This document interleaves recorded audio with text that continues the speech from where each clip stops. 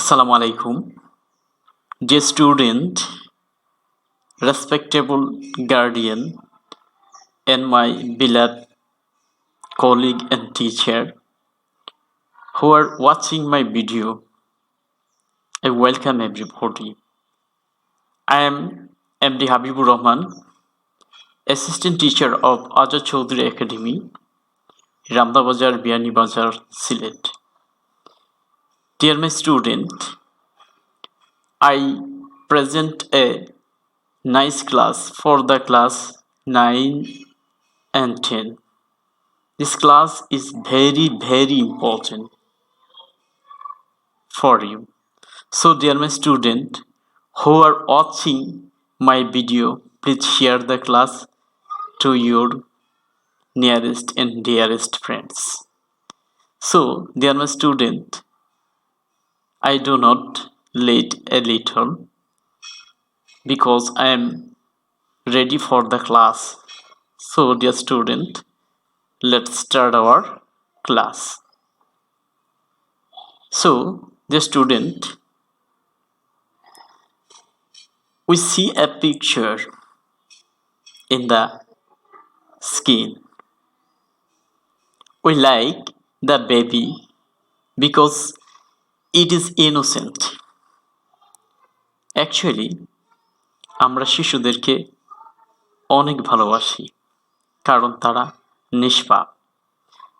So dear student, একটু ভালোভাবে লক্ষ্য করবে আজকে কি পড়াতে যাচ্ছি। তো এটা কি? What is it? এটা কি? নিশ্চয়ই তোমরা জানো, কারণ এটা হচ্ছে একটা sentence. It is a sentence. আর একটু লক্ষ্য করো, we like the baby, but what is this? কিন্তু এটা কি? নিশ্চয়ই দেখো যে we like the baby because it is innocent. এই সেন্টেন্সের একটি অংশ হচ্ছে we like the baby, so it is a part of the sentence, কারণ এটা হচ্ছে একটা সেন্টেন্সের অংশ। So dear student, our story's lesson is a part of sentence.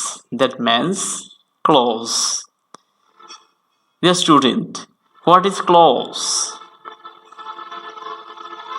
তো ক্লোজ পড়ার পূর্বে আমরা আজকের এই লেসনে বা এই ভিডিওতে কি শিখব? At the end of the lesson or video, we will be able to identify the clause, which is very important to transformation of sentence simple to complex and compound. Identify the kind of clauses. Identify the structure of the clauses. And finally, we recognize the clauses because close আমাদের অবশ্যই জানতে হবে, কারণ আমি এই ভিডিওর পর simple, complex and compound sentence নিয়ে অনেকগুলো ভিডিও এবং টিউটোরিয়াল নিয়ে হাজির হব। আশা করি তোমরা যারা পরবর্তী ক্লাসগুলো আমার করবে, এই ক্লাসটাতে তোমরা প্রস্তুতি নিয়ে নাও এবং ক্লোজ সম্পর্কে বিস্তারিত জেনে নাও। So what is clause? যে স্টুডেন্ট, আমরা একটু লক্ষ্য করি, the teacher said that education is the backbone of a nation. So এখানে we see the baby who is reading attentively. তো আমরা একটু ভালোভাবে লক্ষ্য করি দুটি সেন্টেন্স, তাহলে আমরা বুঝতে পারবো ক্লোজটা কি। প্রথমে দেখি that education is the backbone of a nation। আরেকটি হচ্ছে we see the baby। এখানে কিন্তু সেন্টেন্সের অংশ, তাই আমরা বলতে পারি a clause is a part of a sentence. It is formed with a group of words having a subject and a finite verb. So, how many kind of clause are there in English grammar? So dear student, তোমরা নিশ্চয়ই জানো যে ইংরেজি গ্রামারে কত প্রকার close আছে। বা এই ক্লাসে তোমরা জানতে পারবে। দেখো, there are three kinds of clause in the English grammar. First, principal clause and subordinate clause, এবং অবশেষে যেটা দেখতে পাচ্ছি সেটা হচ্ছে কোঅর্ডিনেট ক্লোজ। সো 3 প্রকার ক্লোজ আছে ইংরেজি গ্রামারে, সেটা অবশ্যই তোমাদের জানতে হবে এবং মুখস্থ করতে হবে। প্রিন্সিপাল ক্লোজ, সাবঅর্ডিনেট ক্লোজ এবং কোঅর্ডিনেট ক্লোজ। সো আজকে আমি ক্লোজের সম্পূর্ণটাই সম্পর্কে বেসিক ধারণা দিচ্ছি তোমাদেরকে। ফলো, একটা সেন্টেন্স ভালোভাবে লক্ষ্য করো যে I love my mother who love me more than her life. এখানে একটি আমরা সেন্টেন্স লক্ষ্য করছি। তাহলে সেন্টেন্সটার আই লাভ মাই মাদার এটা একটা অংশ। This is a part of a sentence, and another part of the sentence who loves me more than her life, এবং অন্যটা হচ্ছে যে তার জীবনের চেয়েও বেশি ভালোবাসে আমাকে। সো এখানে প্রথম অংশটা যেটা, সেটা আই লাভ মাই মাদার, অর্থাৎ আমি আমার মাকে ভালোবাসি। সেটা কোনো শর্ত না, কোনো কিছুর উপর নির্ভর না। এই জন্য আমরা বলতে পারি independent close that express full meaning individually. অর্থাৎ এখানে যে পার্ট অফ এ সেন্টেন্সের যে অংশটা, সেটা দ্বারা কিন্তু পরিপূর্ণভাবে বাক্যের যেটা বর্ণনা করতে চাচ্ছে, অর্থাৎ এক্সপ্রেস করতে চাচ্ছে, ব্যক্ত করতে চাচ্ছে, সম্পূর্ণটাকে বুঝি। অর্থাৎ এই অংশটুকু অন্য কোনো অংশের উপর নির্ভর করছে না।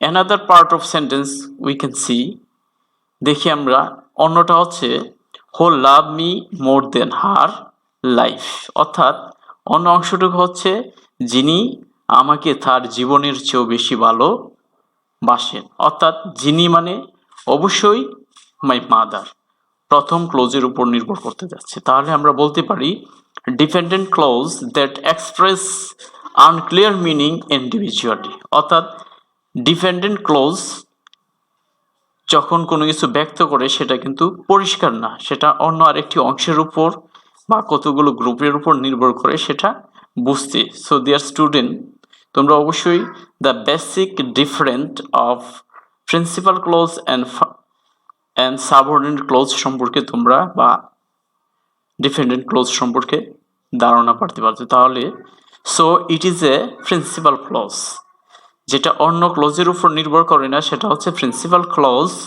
অ্যান্ড যেটা অন্য ক্লোজের উপর নির্ভর করে সেটাকে বলা হয় সাবঅর্ডিনেট ক্লোজ। তো তোমাদেরকে অবশ্যই মনে রাখতে হবে যে স্টুডেন্ট, যে প্রিন্সিপাল ক্লোজ কাকে বলি। আমি আরেকটু সহজভাবে বুঝিয়ে দিচ্ছি মনে রাখার জন্য, সহজ বাংলা ভাষায়। অর্থাৎ বাক্যের যে অংশটুকু স্বাধীনভাবে এক্সপ্রেস, অর্থাৎ স্বাধীনভাবে তার অর্থ পরিপূর্ণভাবে প্রকাশ করতে পারে, সেটাই হচ্ছে প্রিন্সিপাল ক্লোজ বা স্বাধীন বাক্যাংশ, এবং অন্যটা হচ্ছে পরাধীন, অর্থাৎ ডিপেন্ডেন্স মানে নির্ভরশীল, অর্থাৎ যেটা অন্য, অর্থাৎ প্রিন্সিপাল ক্লোজের উপর নির্ভর করে। সো আমরা একটু ব্যাখ্যার দিকে যাচ্ছি। Explanation of principal clause.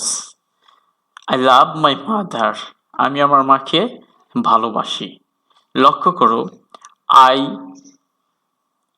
Love my mother, here I is a subject. Here verb is a finite verb. Love is a finite verb. Here my mother is an extension. So আমাদেরকে অবশ্যই মনে রাখতে হবে যে প্রিন্সিপাল ক্লোজের সাবজেক্ট থাকে, একটি finite verb থাকে এবং একটি এক্সটেনশনও থাকে। অর্থাৎ প্রিন্সিপাল ক্লোজ একটি পরিপূর্ণ বাক্য, কিন্তু ক্লোজটা কি সেটা। So principal clause is a clause that bear a subject, আমরা দেখছি পূর্বেই, a finite verb and extension. So আরেকটা জিনিস মনে রাখতে হবে, and work as a part of a bigger sentence, অর্থাৎ সেটা একটা বড় বাক্যের অংশ হিসাবে কাজ করে। যখন একটি বড় বাক্যের অংশ হিসেবে কাজ করে তখন তাকে আর সেন্টেন্স বলা যাবে না, সেটা একটা ক্লোজ হবে। So what is the different between close and simple sentence, অর্থাৎ নর্মাল সেন্টেন্স বা সিম্পল সেন্টেন্স এবং প্রিন্সিপাল ক্লোজ এর মধ্যে পার্থক্য কি? অর্থাৎ individually A principal clause and a simple sentence is the same. প্রত্যেকটা পৃথকভাবে কিন্তু প্রায় সেমই, কিন্তু whenever a principal clause is added with a bigger sentence is considered as a principal clause, অর্থাৎ যখন এটি একটি বড় বাক্যের অংশ হিসেবে বিবেচিত হয় তখন সেটাকে প্রিন্সিপাল ক্লজ বলা হয়। সো আরেকটু ক্লিয়ার ভাবে বুঝিয়ে দিচ্ছি তোমাদেরকে। প্রিন্সিপাল ক্লজ অর্থাৎ সিম্পল সেন্টেন্স, অর্থাৎ যে কোনো সেন্টেন্স আর প্রিন্সিপাল ক্লোজ প্রায় সেমই। সেটা ধরতে গেলে অবশ্যই যখন সেটা কোনো বৃহৎ বা বড় আকারের বাক্যের অংশ হিসেবে ব্যবহৃত হবে তখন সেটাকে বুঝতে হবে সেটা একটা ক্লোজ অর্থাৎ principal clause. So dear student, আশা করি বুঝতে পারছো তোমরা। এখন আমি সাবঅর্ডিনেট ক্লোজের কিছু ব্যাখ্যা দিচ্ছি, explanation of subordinate clause. So who loves me more than her life, যিনি আমাকে তার জীবনের চেয়েও বেশি ভালোবাসেন। অর্থাৎ তোমরা এখানে লক্ষ্য করো, যিনি আমাকে তার জীবনের চেয়ে বেশি ভালোবাসেন, সেটা কিন্তু প্রকৃতপক্ষে পরিপূর্ণ মনের ভাব প্রকাশ করেনি, অর্থাৎ ফুল এক্সপ্রেশনটা সেটা ব্যক্ত করা হয়নি, সেই জন্যই সেটা হচ্ছে একটা সাবঅর্ডিনেট ক্লোজ। সো সাবঅর্ডিনেট ক্লোজের কি থাকে, এখানে হো হচ্ছে সাবজেক্ট, লাভস হচ্ছে finite verb, and more than her life সেটা হচ্ছে এক্সটেনশন। সো আমরা বলতে পারি সাবঅর্ডিনেট ক্লোজেরও কি থাকবে, subordinate clause is that a bare a subject, a finite verb and extension, but it cannot work without the help of principal verb. কিন্তু মনে রাখতে হবে সাবঅর্ডিনেট ক্লোজ কখনো প্রিন্সিপাল ভার্বের সাহায্য ছাড়া কাজ করতে পারে না, অর্থাৎ সেটা অবশ্যই প্রিন্সিপাল ভার্বের সাহায্য নির্ভর হতে হয়। সো সাবঅর্ডিনেট ক্লোজ এবং প্রিন্সিপাল ক্লোজের উপাদানগুলো প্রায় সেমই, অর্থাৎ সাবজেক্ট, ফাইনিট ভার্ব এবং অ্যান এক্সটেনশন। তো মনে রাখতে হবে সাবঅর্ডিনেট ক্লোজ প্রিন্সিপাল ক্লোজ ছাড়া কাজ করতে পারে না, অর্থাৎ সাবঅর্ডিনেট ক্লোজ প্রিন্সিপাল ভার্ব ছাড়া সংগঠিত হয় না। সো দ্য স্টুডেন্ট, সো আমরা বলতে পারি a subordinate clause always depend on principal clause. Subordinate clause always depend on principal clause, অর্থাৎ সাবঅর্ডিনেট ক্লোজ প্রিন্সিপাল ক্লোজের উপর নির্ভর করে। তো সেই জিনিসটা আমি আরেকটু এক্সপ্লেনেশন দিচ্ছি যাতে তোমরা সহজেই বুঝতে পারো। Unless you work hard you will fail, unless you work hard you will fail, অর্থাৎ এখানে আনলেস হচ্ছে সাবঅর্ডিনেট ক্লোজ, আনলেসটা কি subordinate clause, you will fail, অর্থাৎ সেটা হচ্ছে ইউ উইল ফেল, সেটা হচ্ছে প্রিন্সিপাল ক্লোজ। সুতরাং আমরা বলতে পারি যে can not express full meaning, অর্থাৎ if unless you work hard, অর্থাৎ অর্থ হচ্ছে যদি তুমি কঠোর পরিশ্রম না করো, সেখানে কিন্তু ফুললি মনের ভাব প্রকাশ করা যাচ্ছে না। তো ইউ উইল ফেল, তাহলে তুমি ফেল করবে বা ব্যর্থ হবে, তাহলে তুমি ফেল করবে বা ব্যর্থ হবে, সেটা কিন্তু পরিপূর্ণভাবে মনের ভাব প্রকাশ করতে পারে। তো আমরা বলতে পারি যে সাবঅর্ডিনেট ক্লোজ অবশ্যই প্রিন্সিপাল ক্লোজের উপর নির্ভর করে। এখন আমরা দেখব যে সাবঅর্ডিনেট ক্লোজ এবং প্রিন্সিপাল ক্লোজের মধ্যে পার্থক্য কি, অর্থাৎ কিছু ওয়ার্ড আছে, there are some special word by which subordinate clauses is formed, অর্থাৎ কিছু স্পেশাল ওয়ার্ড আছে যে ওয়ার্ডগুলো দ্বারা সাবঅর্ডিনেট ক্লোজ গঠিত হয়। সেই ওয়ার্ডগুলো হচ্ছে কিছু আছে some subordinating conjunction such as after, before, in order that, since, though, whenever, whatever, although, even if, once, so that, unless, where, while, and কিছু some word as even if, provided that, then, until, whereas, why, because, if, rather than, that, when, wherever। So এই ওয়ার্ডগুলো তোমরা মুখস্থ করে রাখবে। এই উক্ত ওয়ার্ডগুলো দ্বারা, অর্থাৎ কোনো প্রিন্সিপাল ক্লোজের পূর্বে যখন সেই ওয়ার্ডগুলো বসে তখন সেটার প্রিন্সিপাল ক্লোজ থাকে না, সেগুলো সাবঅর্ডিনেট ক্লোজে পরিণত হয়। সুতরাং তোমরা এটা একটা স্ক্রিনশট দিয়ে রাখবে যাতে তোমরা সহজেই বুঝতে পারো বা মুখস্থ করতে সহজ হয় সেই ওয়ার্ডগুলো। সো আরও কিছু আছে যেটাকে বলা হয় relative pronoun. Some relative pronoun that make a subordinate clause. অর্থাৎ কিছু সাবঅর্ডিনেট ক্লোজ আছে, রিলেটিভ প্রোনাউন আছে সরি, সেটা হচ্ছে that, whichever, whoever, whom, whosever এবং হোম এভার, সেগুলো রিলেটিভ প্রোনাউন। এই ওয়ার্ডগুলো সাবঅর্ডিনেট ক্লোজ গঠিত করে। সুতরাং কোঅর্ডিনেট ক্লোজ সম্পর্কে আমরা দেখব। I invited him and he accepted it. I invited him অর্থাৎ আমি তাকে নিমন্ত্রণ করছিলাম এবং সে এটা গ্রহণ করলো নিমন্ত্রণটি। সো ইন্ডিপেন্ডেন্ট ক্লোজ হচ্ছে আই ইনভাইটেড হিম, আমি তাকে নিমন্ত্রণ করেছিলাম, অ্যান্ড হি অ্যাকসেপ্টেড ইট, সে এটা গ্রহণ করেছিল। অর্থাৎ এখানে দুইটি ক্লোজ আমরা দেখতে পাচ্ছি যে কোনো ক্লোজের উপর নির্ভর করছে না। অর্থাৎ যখন দুটি principal clause and but or দ্বারা যুক্ত থাকে, এখানে এন্ড একটি ওয়ার্ড আছে, সেই এন্ড ওয়ার্ড হচ্ছে কোঅর্ডিনেটিং কনজাংশন। অর্থাৎ যে ক্লোজগুলো কোঅর্ডিনেট কনজাংশন দ্বারা যুক্ত থাকে সেটাকে বলা হয় কোঅর্ডিনেট ক্লোজ। অর্থাৎ এন্ড বাট অর, যেমন such as he is for but honest, এখানে বাট দ্বারা যুক্ত হচ্ছে দুটি ক্লোজ। তাহলে আমরা বলতে পারি যে কোঅর্ডিনেট কনজাংশন দ্বারা যে ক্লোজগুলো যুক্ত থাকে সেগুলোকে বলা হয় coordinating clause. So dear student, আশা করি আজকের ক্লাসটি বুঝতে পেরেছো, এবং যদি বুঝতে তোমাদের কোনো সমস্যা হয়, অসুবিধা হয়, তাহলে তোমরা কমেন্টস করবে অথবা আমাদের হোয়াটসঅ্যাপ গ্রুপে জানাবে। এবং আরও বেশি ক্লাস পাওয়ার জন্য অবশ্যই আমার চ্যানেলে সাবস্ক্রাইব করে